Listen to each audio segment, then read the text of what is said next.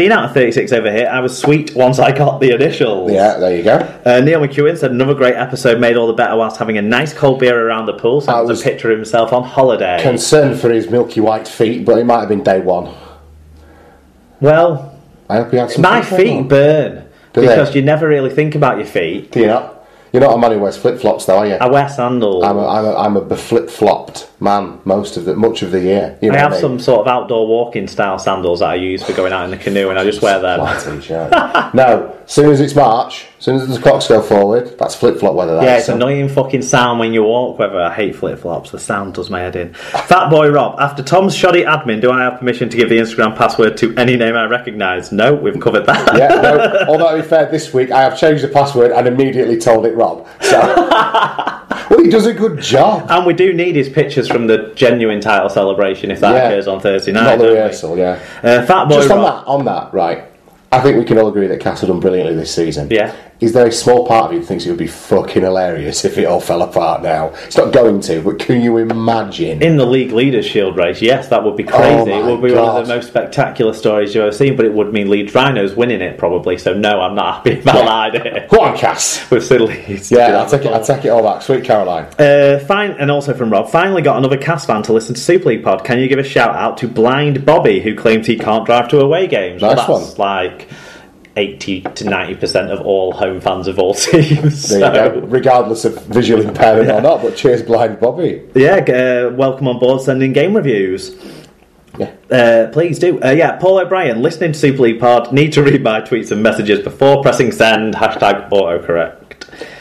It would have been hilarious if that said #autotraders. What? I just hope he wasn't so error prone in his refereeing days. I hope he's not error prone now. He works for the fucking National Health, mate. To be honest with you, refereeing decisions come and go. Dart says 10 minutes in and a Simpsons reference. Sensational work yet again. Chaz Wazzers picked up a box of Yorkshire tea on special. Not a bad brew, I must say. What? Lots of information in there. There's a lot to unpack out of that. David Powell, I think this is where we draw the line under the ongoing Yorkshire pudding as dessert situation. He says, now then lads, okay, I give up. I can only conclude that pud as dessert is another sign of the end of days, like fruit in beer. Yeah. If people want to run with fruit and beer, that's going to be another situation. I've only seen that in Germany, really. Yeah. But Dr. Hideous, who probably knows a bit about fruit in beer and beer in any other way, shape or form, Dave Cantrell, he said, beer sponsorship deals always suck. Discuss. Well, I did at London Scholars match at half-time, mostly spent time slagging off the ICC and World Rugby, but the RFL don't exactly cover themselves in glory either. Beer sponsorship deals. Well, obviously there's limitations, isn't there, in what sort of sponsorship deals people get nowadays because of the rules around shirt sponsorship. I don't think you can have alcoholic drinks now on your shirts. Can you? Well, you've got one on yours. No, I mean that's a main sponsor. Oh, it's a main sponsor. That is a competition sponsor, isn't it? The Kingston Press. Well, why do they have to cover it up in France then? They have a different rule. Their rule is you definitely can't anywhere any sort of. This is just saying what the competition betting or alcohol advertising sponsorship deals in France. Well, there you go. Yeah, I was trying to think of the big drink sponsorships. The last one I can think of was when Tetley's had the Challenge Cup, probably 4 years ago. And let's face it, Tetley's you wouldn't do to your dog, would you? So it's not for me, but it's not for me either. In desperate times, I would. Exceptionally desperate times. If I had no terps through which I could filter, no bread through which to filter my terps, I might give some thought to Tetley's. There you go. That's I'd rather stew Tetley tea and ferment it until it was alcoholic than drink Tetley's bitter. Do you have much of a view on this beer sponsorship deals? Always. I don't understand what Dave's problem is. I'll be perfectly honest with you. I need to know. I think more. he needs to discuss. I need to know more from Dave. Yeah, exactly. Yeah. That's a fucking weird thing to say to that enormous man, isn't it? I don't understand what your problem is. You have as many problems as you want, big guy. But I don't understand where he's coming from, is what I'm saying. I have no massive issue with it. It doesn't entice me one way or the other. I haven't suddenly started drinking a shitload more cider or anything like that. I'm not prone to advertising in the way that some are in that respect, I guess. So I don't know. I don't know what he thinks he's taking from the game, so it'd be good to hear from him on that. Yeah, I would say. Right, that's your feedback and shout-outs taken care of. Let's take a look now at this week's news from around the world of rugby league.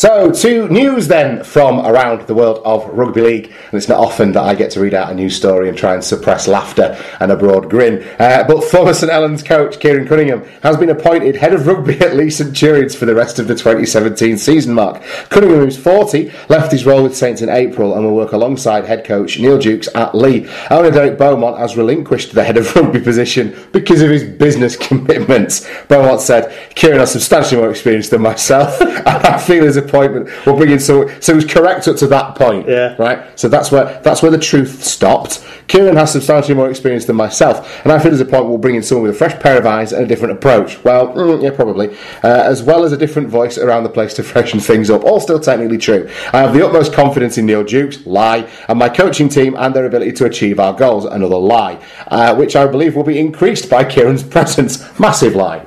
Kieran Cunningham, head of rugby till the end of this season to keep Leigh Centurions up. Any thoughts? I just don't get what he can do in such a short space of time, and what does this do in terms of forward planning for next year if this role is only until the end of the year? Yeah, absolutely nothing. It's temporary. It's to assist Neil Dukes.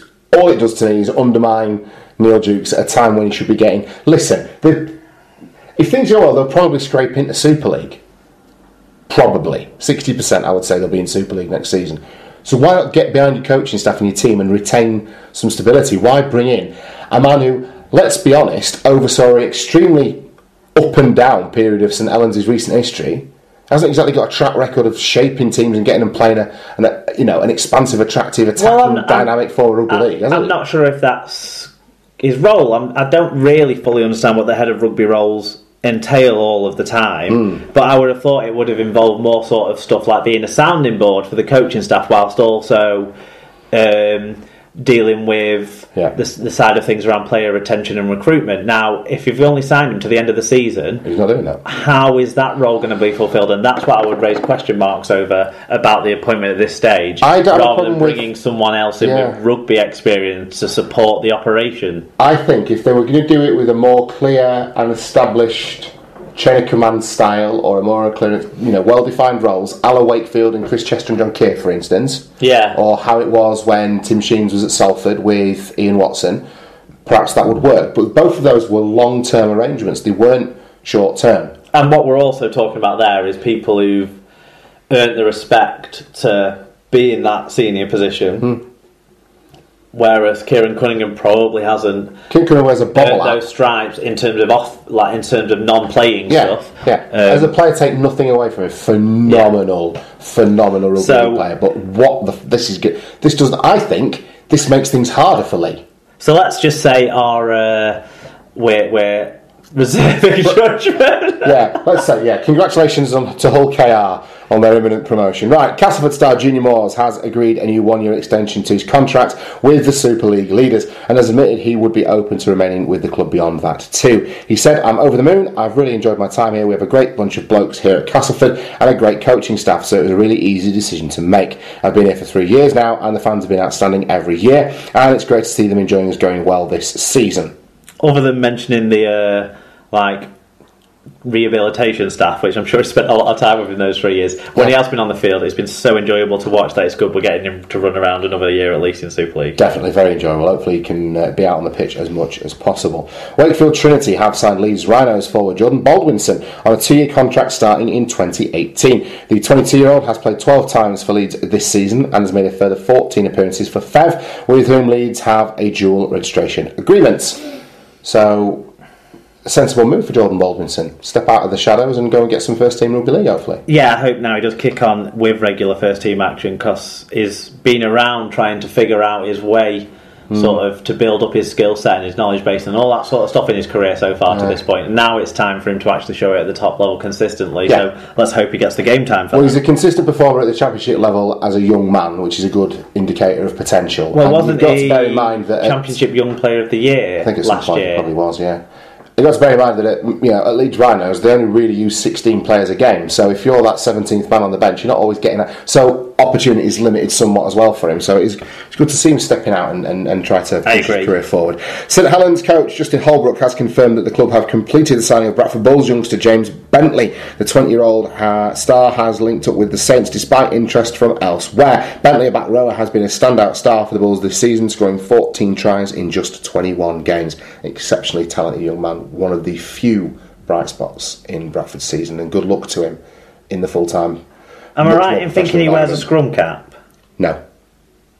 Then I don't know if he stood out when I've seen him play. Right. Because there was a young back rower who was wearing a scrum cap when I saw him play earlier this year. Okay. Who looked decent. Right.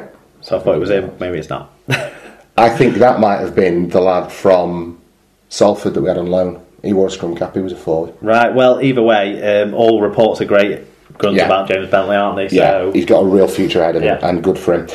Widnes Vikings forward Manasseh Manoakafoa will head to France in 2018 to play for Albi. The former Bradford prop has agreed to head across the channel and play for Albi after 3 seasons with the Widnes Vikings. Likeable guy, Manoakafoa. Yeah, he's probably on the downturn, isn't he? So going to a much more slower pace of semi-pro level will be good for him in terms of his own kind of longevity of career, I would suspect. And quality of life living in that neck of the woods as well. Halifax fullback Will Sharp has signed a new contract with the club. The 31-year-old former Hull FC and Featherstone talent has been in excellent form this season after making the transition to fullback. So some stability for Halifax there. Starting to dish out contracts and deals now that their financial future's a bit more secure after they got into the qualifiers really gives them a lift for next season, doesn't it? It does. Benji Marshall's NRL career has come full circle with the veteran playmaker to return to West Tigers in 2018. Marshall's 32 and has signed a 1-year contract with the Tigers, which will likely see him end his career at Concord. After debuting with the joint venture in 2003, Marshall played 201 games for the Tigers, including their only grand final win in 2005. The 2010 Golden Boot winner left the NRL for a stint with Auckland-based Super Rugby side the Blues in 2014 before returning with St George, Illawarra and Brisbane. After finding a new lease of life at the Broncos as their bench utility and backup half, the club was keen to re-sign him. However, because of cap restrictions, they could only offer him a bargain basement deal, and he elected to take up an opportunity under Ivan Cleary as part of West's club rebuild. Good luck to Benji Marshall. Yeah, one for the romantics in many ways. I think every West Tigers fan will always remember sort of those performances, particularly from those old 2005 days, the flick passes and the balls in behind his back. And I used to like rugby league in 2005. There you go. I loved it back then. And finally, the supporters of 2017 League One Cup winners, the Barrow Raiders, have set up a crowdfunding page to try and help fund the club's trip to Toronto in the Super 8s. The Raiders are one of 4 teams scheduled for a trip to Toronto in the Super 8s following the regular season, but they are the only team down to make the trip twice this year. And now, a group of fans trying to form a supporters trust have explained on the club's website just how much it costs to make the trip. They also said that the RFL or Toronto are not meeting the costs, leaving the club to find around £4,000 for the trip. They said, "We were asked by coach Paul Crary before the start of the season to try and form a supporters trust and have been actively fundraising ever since. We have a number of events coming up in the near future. The Raiders need all the support they can get, especially with promotion in the offing. Unfortunately, this season's fixtures have not been kind to us, with our home games bringing very few away fans and the home supporters not attending as they deemed the opposition not to be up to standard." Then there was the trip to Toronto. Assured by the RFL that these trips wouldn't cost the clubs any money, this was not quite true. The club had to pay for coach to and from the airport, extra baggage, special visas for some players at £80 each, although they'll save some money there by the fact that half their players couldn't go. And then there was food and drink for the duration of the trip for 25 players and staff. While this was a fantastic experience for the players, it was an expensive one for the club, costing £4,000 approximately. And hey-ho, what happens in the Super 8s? It's Toronto, here we come again. The only team to go twice. So it's with this in mind that we have set up this page. Before the cries of RFL Toronto should meet the costs, this should not be happening. We agree, but nothing will change before we go. The club will have the same costs to bear, maybe more depending on flight times. So let's get behind the lads. All of them are using their holidays from work to go on this trip and to make this trip as smooth as we can for them. They can have a fantastic trip and enjoy the game and not worry about where the money is coming from to pay their expenses and keep as relaxed and focused as they can. They still have an important game to play when they get back. We need, as fans, need to